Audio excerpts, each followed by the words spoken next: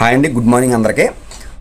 చాలామంది ఇన్స్టాగ్రామ్లో మనకు చాటింగ్లు చేయటం, ఈ సైజ్ ఎంత అది ఎంత అని అడగటం, నేను లింకులు పెట్టడం, ఇవన్నీ పెట్టడం ఉంది. వీలైనంత మట్టికండి మీరు పని చేయించుకుని వ్యూ ఉంటే డైరెక్ట్ కాల్ చేయండి, పర్వాలేదు.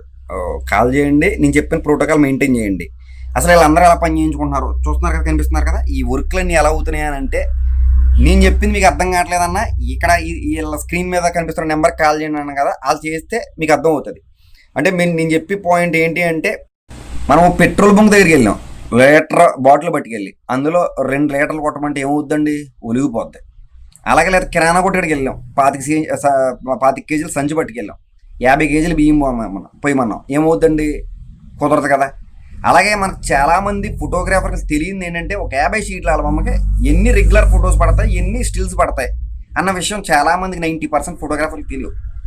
ఏంటండి అని అంటే, ఇది నిజమే.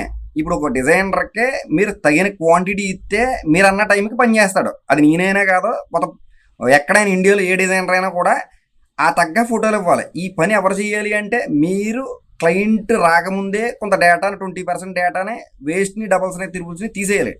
దాని తర్వాత నేను ఇచ్చిన ఏ పీడిఎఫ్ అయితే మీకు ఇచ్చానో, ఆల్బమ్ ప్రోటోకాల్ డౌన్లోడ్ చేయమన్నాను, ఆ పీడిఎఫ్లో ఎన్ని ఫోటోలు టోటల్ క్వాంటిటీ చెప్పానో దాని స్టిల్స్ సబ్ ఫోల్డర్స్ ఎలా క్రియేట్ చేయమనో ఆ ప్రకారంగా చేస్తే పని చేయడానికి ఈజీ అవుతుంది. ఎందుకంటే నేను సెలక్షన్ చేసుకోవడం కోసం కదండి డిజైనింగ్ సీట్లో కూర్చుంటా. మెయిన్ ఒకసారి అర్థం చేసుకోండి, ఈ మెయిన్ డిజైనర్ పని ఏంటి, మీ ఫోటోని డిజైన్ చేసి ఇన్ టైంలో ఇవ్వటం, సెలక్షన్ చేయటం మెయిన్ మ్యాండేటరీ కాదు. మిగతా వాళ్ళు అందరూ ఎందుకు చేస్తున్నారు, ఏం చేస్తున్నారంటే, వాళ్ళకి నేను కష్టపడి ఈ ఫార్ములా తెలుసుకోవడం కోసం నేను 5 సంవత్సరాలు కృషి చేశానండి.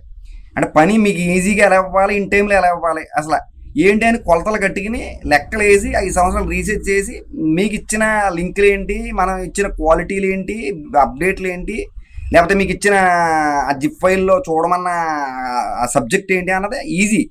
ఇది ఏంటంటేనండి, ఓపికగా నేను చేయించుకోవాలి ఇతని చేత పని అని ఖచ్చితంగా నిబద్ధత ఉన్న వాళ్ళు ఎలాగైనా ఈ పని చేయించుకుంటారు. నేను ఆల్రెడీ ఇదివరకే చెప్పాను, ఏంటి నేను పని చేయడం గొప్పతనం కాదు, నా నా టెక్నాలజీ గొప్పతనం కాదు, అసలు నా చేత ఎలా పని చేయించుకోవాలి, అసలు ఇలా కూడా పని చేయొచ్చా అన్న విషయం నాకే తెలియదు. నా క్లయింట్లు చెప్తూ ఉంటారు, ఇట్లా చేస్తే బాగుంటుందన్న, డేటాని ఎలా స్ప్లిట్ చేస్తే బాగుంటుంది అని కొంతమంది ఐడియాలజీలు ఇస్తారండి. ఈ ఐడియాలజీతో వచ్చిన మాటలే నా మాటలు, ఇది నా మాటలు కాదు.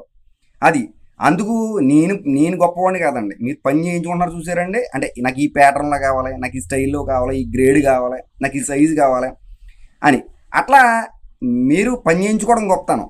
ఒకసారి ఆలోచించండి, ఆలోచించి డేటాలో స్ప్లిట్ చేయండి.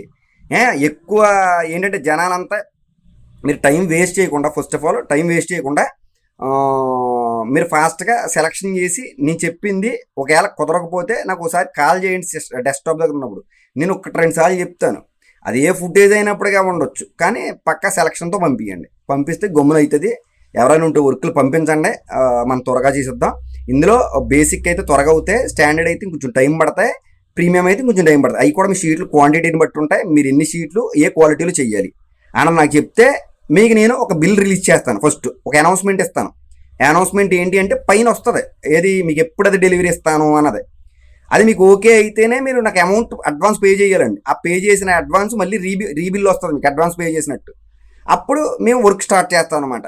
లేదు నేను అడ్వాన్స్ పే చేయను, ఒకవేళ పే చేసినా నేను ఆ షీట్లు పట్టుకెళ్ళను, నాకు క్లయింట్ ఇవ్వాలి, నెల పట్టవచ్చు, సంవత్సరం పట్టవచ్చు అంటే ఎట్లాంటి వాళ్ళు ఉంటారు. అంటే మన పని చేయించి అది హోల్డ్లో పెట్టి ఉంచుతారు. నేను డేటాలు మెయింటైన్ చేయలేనండి, నాకే ఇప్పటికే టీబీలు మనం పెట్టుబడులు పెట్టలేకపోతాం. అందుకనండి ఆ ఉద్దేశం ఉంటే వద్దు. మీరు కస్టమర్తో పని లేదన్నా నేను డిజైన్ చేసుకుని నా పర్సనల్ డబ్బులు ఇచ్చేస్తాను, నా కస్టమర్ ఎప్పుడు ఇస్తే అప్పుడు వేయించుకుంటాం అన్న వాళ్ళు ఉంటే పెట్టండి. ఆ ఆలోచన మనసులో ఉన్నా కూడా అసలు ఆల్బమ్ డిజైన్లు పెట్టొద్దు. నేను పని ఏం చేసుకుంటాను, నా దగ్గర నుంచి డేటా పట్టుకుపోతాను అంటే, నీ పీడిఎఫ్ పెట్టగానే డబ్బులు కొట్టేయాలండి. నేను పీడిఎఫ్ పెట్టగానే అమౌంట్ అయిపోవాలి, ఆ రోజు అమౌంట్ అయిపోవాలి. అవి కరెక్షన్స్ ఉంటే చెప్పండి, 1-2 రోజులు వెయిట్ చేస్తాం. కరెక్షన్స్ ఉంటే ఓకే, ఆ కరెక్షన్స్ కూడా 10 రోజులు, నెల రోజులు అంటే కుదరదండి. 1-2 రోజుల్లో కరెక్షన్స్ చెప్పేయండి, పీడిఎఫ్ పెట్టగానే నాకు అమౌంట్ కొట్టేయండి, మిగతా రిమైనింగ్ అంతే. తర్వాత మీకు డ్రైవ్ ఇచ్చేస్తా. అర్థమవుతుందండి? ఓకే.